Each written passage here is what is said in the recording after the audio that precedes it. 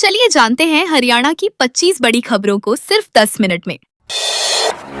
भिवानी में ट्रेन हादसे में बीएसएफ जवान की मौत। हरियाणा के भिवानी में मानेहरू रेलवे स्टेशन के पास एक दर्दनाक हादसे में बीएसएफ के एएसआई की मौत हो गई। ट्रेन की चपेट में आने से 38 वर्षीय जय सिंह ने मौके पर ही दम तोड़ दिया। वह बॉर्डर सिक्योरिटी फोर्स में तैनात थे और हाल ही में 4 से 5 दिन की छुट्टी पर घर आए थे। घटना के बाद जीआरपी मौके पर पहुंची और शव को पोस्टमार्टम के लिए भेजा गया। मृतक अपने पीछे पत्नी और 2 छोटे बच्चों को छोड़ गए हैं। परिजनों के अनुसार वह फिलहाल सूर्यनगर में रह रहे थे। पुलिस मामले की जांच कर रही है और हादसे के कारणों का पता लगाया जा रहा है। हरियाणा पूर्व डिप्टी सीएमसीआई ए इंचार्ज विवाद। हरियाणा के हिसार में पूर्व डिप्टी सीएम दुष्यंत चौटाला और सीआईए इंचार्ज के बीच विवाद का मामला अब Punjab and Haryana high court पहुंच गया है। आज इस याचिका पर सुनवाई होनी है। इससे पहले कोर्ट ने हिसार एसपी को एफिडेविट दाखिल करने के निर्देश दिए थे। दुष्यंत चौटाला का आरोप है कि उन्होंने कई बार संपर्क करने के बावजूद उन्हें एफआईआर की कॉपी नहीं दी गई। उन्होंने जांच प्रक्रिया पर भी सवाल उठाए हैं, जिसमें डीएसपी पर ही आरोप होने के बावजूद जांच उन्हीं को सौंपे जाने की बात कही गई है। यमुनानगर में टायर फैक्ट्री में ब्लास्ट। हरियाणा के यमुनानगर में टायर फैक्ट्री में लगी आग के मामले में नया खुलासा हुआ है। आरोपी पक्ष ने एक सीसीटीवी वीडियो जारी कर दावा किया है कि आग साजिश नहीं बल्कि अंदर हुए जोरदार ब्लास्ट के कारण लगी थी। वीडियो में रात करीब 3 बजे तेज धमाके के साथ आग भड़कती दिखाई दे रही है। बताया जा रहा है कि धमाके की आवाज करीब 3 किलोमीटर तक सुनाई दी थी। पास के मदरसे की दीवारें भी हिल गईं और बच्चे डरकर बाहर भागे। फिलहाल प्रशासन वीडियो की जांच कर रहा है और वास्तविक कारणों का पता लगाने में जुटा है। चुनाव चिन्ह रोड रोलर को ही बनाया प्रचार वाहन। हरियाणा के सोनीपत में मेयर चुनाव के दौरान एक अनोखा प्रचार देखने को मिला। निर्दलीय प्रत्याशी रमेश खत्री ने अपने चुनाव चिन्ह रोड रोलर को ही प्रचार वाहन बना लिया। उन्होंने एक असली रोड रोलर किराए पर लेकर उसी से चुनाव प्रचार शुरू कर दिया है। रमेश खुद इसे चलाकर लोगों के बीच पहुंच रहे हैं, जिससे उनका प्रचार काफी चर्चा में है। वे पहले भी 12 चुनाव लड़ चुके हैं। हालांकि अधिकतर में जमानत जब्त हुई। इसके बावजूद उनका उत्साह कम नहीं हुआ है और इस बार उन्होंने अलग अंदाज में जनता तक पहुंचने की कोशिश की है।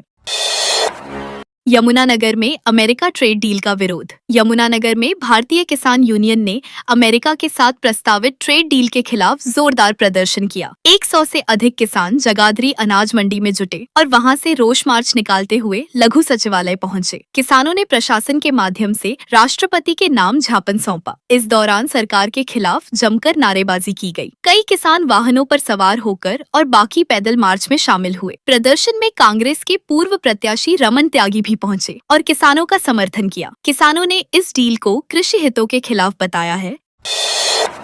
डबवाली की प्राइवेट बस में एबीवीपी छात्रों के साथ बदसलूकी। हरियाणा के डबवाली में प्राइवेट बस में एबीवीपी के छात्रों के साथ बदसलूकी का मामला सामने आया है। आरोप है कि बस कंडक्टर ने छात्रों को बस से उतरने और पुलिस बुलाने की धमकी दी, जबकि उनके पास वैध बस पास मौजूद था। कुछ छात्रों को जबरन बस से उतार दिया गया, जिससे मौके पर विवाद बढ़ गया। इस दौरान बस को बीच सड़क पर रोक दिया गया और यात्रियों को परेशानी का सामना करना पड़ा। घटना का वीडियो सोशल मीडिया पर वायरल हो रहा है। मामले को लेकर प्रशासन से कार्रवाई की मांग की जा रही है। झज्जर में योगेश सिलानी के बीजेपी ज्वाइनिंग पर विवाद। हरियाणा के झज्जर में योगेश सिलानी की भाजपा ज्वाइनिंग को लेकर राजनीतिक विवाद खड़ा हो गया है। पहले उनके पार्टी में शामिल होने की खबरें सामने आई थीं, लेकिन बाद में जिला भाजपा संगठन ने साफ कर दिया कि उन्हें आधिकारिक रूप से शामिल नहीं किया गया। मीडिया प्रभारी के अनुसार योगेश बिना अनुमति के पंचकुला में ज्वाइनिंग प्रक्रिया में शामिल होने पहुंचे थे, लेकिन पार्टी की कमेटी ने उन्हें मंजूरी नहीं दी। इस घटनाक्रम के बाद राजनीतिक हलकों में चर्चा तेज हो गई है और इसे लेकर अलग अलग प्रतिक्रियाएं सामने आ रही हैं।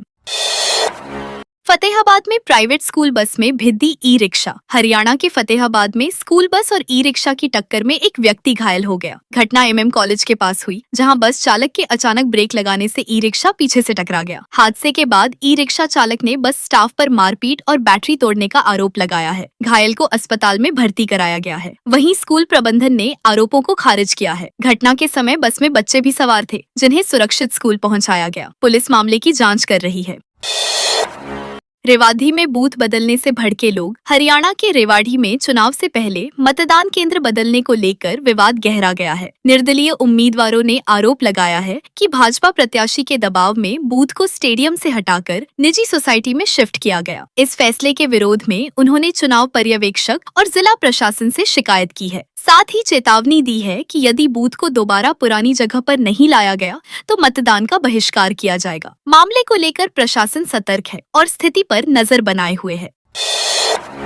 पंचकुला के वार्ड 4, 5 और 6 में जातीय समीकरण। हरियाणा के पंचकुला में नगर निगम चुनाव के दौरान वार्ड 4, 5 और 6 इस बार बेहद निर्णायक माने जा रहे हैं। इन वार्डों में पंजाबी और वैश्य मतदाताओं का प्रभाव चुनावी नतीजों को सीधे तौर पर प्रभावित कर सकता है। भाजपा और कांग्रेस के बीच यहाँ सीधा मुकाबला है, जबकि कुछ बागी उम्मीदवार भी समीकरण बिगाड़ रहे हैं। पिछली बार जीत का अंतर कम रहा था, जिससे इस बार मुकाबला और कड़ा हो गया है। स्थानीय लोगों के अनुसार पार्किंग, सफाई, पब्लिक सुविधाएं, शराब ठेका और आवारा कुत्तों की समस्या प्रमुख मुद्दे बने हुए हैं, जिन पर उम्मीदवारों से जवाब मांगा जा रहा है।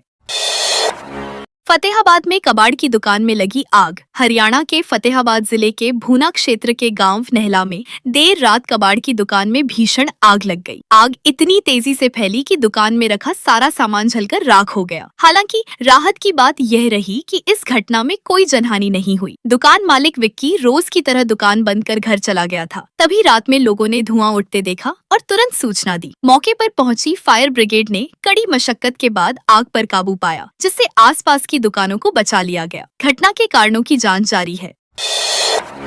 हांसी में दोनों मृतकों की डीएनए से हुई पहचान। हरियाणा के हांसी भिवानी रोड पर बस में लगी आग में मारे गए 2 लोगों की पहचान डीएनए जांच से कर ली गई है। मृतकों में हरियाणा पुलिस की सीआईडी शाखा में कार्यरत सुनील और भिवानी निवासी बलजीत शामिल है। सुनील बवानी खेड़ा से बस में सवार हुए थे, जबकि बलजीत हिसार की जिंदल फैक्ट्री में काम करते थे। पुलिस ने लोकेशन ट्रेसिंग और परिजनों के बयान के आधार पर पहचान की पुष्टि की। हालांकि बस में आग लगने का असली कारण अब तक स्पष्ट नहीं हो पाया है। प्रशासन इस मामले की गहन जांच में जुटा हुआ है। गुरुग्राम में बिजली संकट, लोगों ने आधी रात को लगाया जाम। हरियाणा के गुरुग्राम में सेक्टर 89 ए स्थित आवासीय परिसर में लंबे समय से बिजली कटौती से परेशान लोगों का गुस्सा फूट पड़ा। 24 घंटे से ज्यादा बिजली गुल रहने के बाद बुधवार आधी रात को निवासियों ने पटौदी रोड पर जाम लगा दिया। लोगों ने प्रशासन के खिलाफ नारेबाजी की और बिजली बहाल होने तक जाम न खोलने की चेतावनी दी। मौके पर पहुंची पुलिस ने समझाने की कोशिश की, लेकिन लोग नहीं माने। निवासियों का कहना है कि बार बार बिजली कटने से बच्चों और बुजुर्गों के स्वास्थ्य पर बुरा असर पड़ रहा है, जिससे उनका जीवन प्रभावित हो रहा है। कैथल के चिल्ड्रन पार्क के सुधरेंगे हालात। हरियाणा के कैथल में चिल्ड्रन पार्क का जल्द ही कायाकल्प किया जाएगा। नगर परिषद ने इसके लिए करीब 50 लाख रुपए का टेंडर जारी कर दिया है और अगले सप्ताह से काम शुरू होगा। पार्क में ओपन जिम उपकरण लगाए जाएंगे, झूलों की मरम्मत होगी और टूटी ग्रिलों को ठीक किया जाएगा। साथ ही यहाँ एक आकर्षक सेल्फी पॉइंट भी बनाया जाएगा। विज्ञान पैनोरमा में मौजूद उपकरणों की मरम्मत और विज्ञान फिल्मों को अपडेट करने की योजना भी है। इस पहल से पार्क में आने वाले लोगों को बेहतर सुविधाएं मिलेंगी और बच्चों के लिए यह स्थान और आकर्षक बनेगा।